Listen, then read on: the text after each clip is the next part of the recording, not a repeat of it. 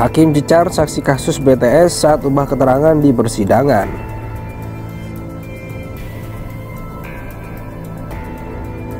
Akhirnya ditanggulangi lagi oleh Bakti. Tidak cukup dengan Bakti, Yang Mulia. Tidak cukup dengan Bakti. Betul, Yang Mulia. Siapa yang nambah lagi? Ada pihak lain? Pihak lain, Yang Mulia. Siapa pihak lain? Sesuai dengan arahan Pak Dirut saat itu, saya diminta berkoordinasi dengan Pak Jemi dan Pak Irwan. Jimmy Setiawan. Betul, Yang Mulia. Jimmy Suciawan namanya. Betul, Yang Mulia. Ya. Siapa lagi? Pak Irwan, Yang Mulia. Irwan Hermawan. Betul, Yang Mulia. Ada dua support dananya itu. Betul. Jimmy Suciawan, Irwan Hermawan. Siapa lagi? Galumpang Menak. Tidak, Yang Mulia. Siapa lagi? Cuman Pak Jemi dan Pak Irwan saja. Oke. Dia ikut nggak, Bu? Pak Jemi tidak ikut. Tidak ikut. Iwan? Pak Irwan ikut, Yang Mulia. Ikut. Berapa disupport sama dia? Dari Pak Jemi untuk kebutuhan hotel di Barcelona, Yang Mulia. Barcelona ya? Betul. Berapa malam? Saya tidak ingat, Yang Mulia. Total 538 juta 500 ribu. 538 juta. 500 ribu, Yang Mulia. 500 ribu. Betul. Itu dari Jimmy Suciawan. Betul, Yang Mulia. Dari Irwan Hermawan berapa? Sebentar, ya. Itu yang di Barcelona ya, ditanggung sama si Jimmy. Betul, Yang Mulia. Kenapa nggak pakai WA, telepon biasa? Kenapa? Dimintanya signal, Yang Mulia. Supaya signal. Kena rahasia itu maksudnya. Saya juga tidak terinfo. Saya sebelumnya tidak tahu apa itu signal, Yang Mulia. Baru tahu dari Panang. Orang Kominfo nggak tahu. Kominfo tuh rajanya telekomunikasi.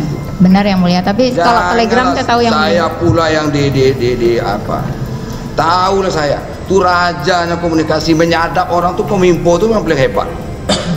Dia rajanya komunikasi. Apa pula ibu pura-pura nggak tahu. Kenapa pakai signal itu teleponnya? Berarti ada yang dirahasiakan dong.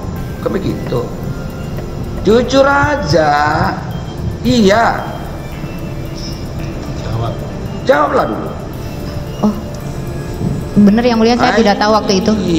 Saya tidak tahu kalau signal ada aplikasi yang namanya signal, Yang Mulia. Waktu itu. Nah, berarti ada yang dirahasiakan. Kenapa tidak pakai telepon yang biasa aja? Ya, kenapa tidak WA yang banyak dipakai orang? Itu kan kenapa pakai sinyal? Kan jarang orang pakai itu. Ya kan? Berarti kan mengambil uang. Intinya itu. Untuk SPPD perjalanan dinas dari Bakti, Yang Mulia. Dari Bakti. Betul. Perjalanan dinas termasuk akomodasi. Menteri itu kan punya biaya perjalanan dinas, Bu. Resmi. Ada tuh. Nggak tahu, Ibu? Mbak Epi mungkin bisa menjawab. Di mana, Bu? Di Bakti juga resmi, Pak, yang dipakai SPPD. Hah? SPPD yang dipakai di Bakti SPPD juga resmi. Dipakai kan? Juga resmi, Yang Mulia. Di samping itu di backup juga dengan dana dari Bakti gitu. Jadi akomodasi tadi dari dananya dari Bakti, Bu. Untuk SPPD perjalanan dinas, betul, dari Bakti. Dari Yang Bakti, Mulia. termasuk Betul. perjalanan dinasnya rombongannya Menteri. Betul, Yang Mulia. Betul. Berapa Betul. orang kalau dari kementerian? Dari kementerian itu ada Pak Menteri, kemudian ada Pak Walbertus, kemudian ada ajudan, kemudian ada Pak Gregorius Alex Plate, kemudian ada yang ditanggung oleh Bukan, yang tadi siapa? Yang terakhir tadi siapa namanya? Pak Gregorius Alex Plate. Itu siapa? Masih hubungan keluarga dengan beliau? Adik Pak Menteri, Yang Mulia. Ada di sini? Nggak ada. Tidak ada, Yang Mulia. Oh, adik bapak ikut. Betul, Yang Mulia. Gregorius Gerard Plate juga namanya? Bukan. Gregorius Alex Plate. Kalau Betul. beliau ini kan Gerard Plate, ini Alex Plate.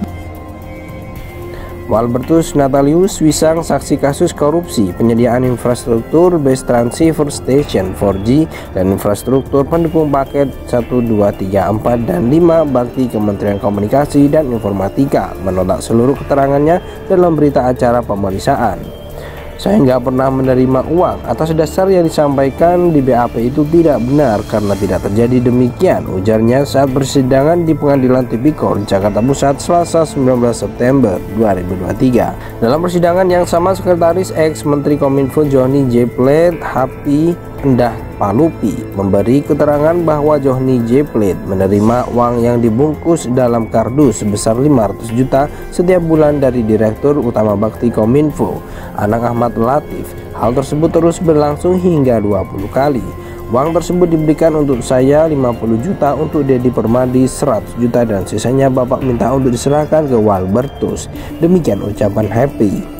Happy juga menjelaskan bahwa untuk memberikan uang tersebut biasanya ia akan menghampiri Walbertus ke ruangannya atau sebaliknya. Walbertus yang akan ke ruangan Happy situasional saja sih yang mulia. Kebetulan ruangan kita juga satu lantai, ujar Happy.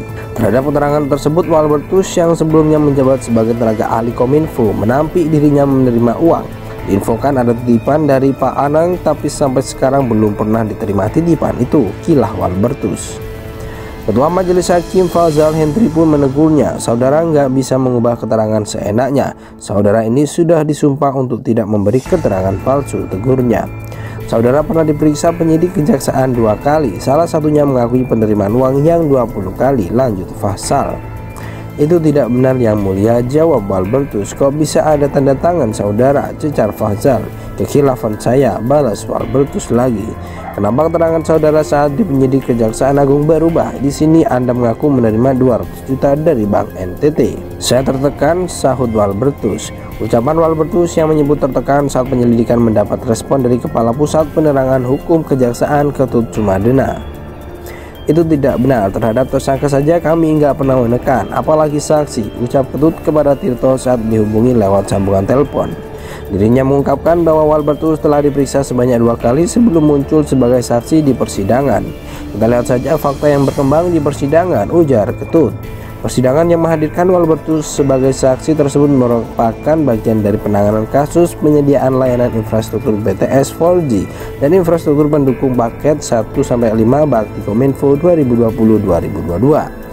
Penyelidikan kasus tersebut dimulai setelah Kejaksaan menerima laporan proyek pembangunan menara BTS 4G oleh Bakti Kominfo tidak berjalan baik. Dari total 4.200 titik, hanya 1.900 lokasi yang terrealisasi. Padahal tujuan dari proyek itu adalah memberikan layanan digital pada wilayah terdepan, terluar, dan tertinggal yang ada di Sumatera, Kalimantan, Sulawesi, Nusa Tenggara Timur, dan Papua.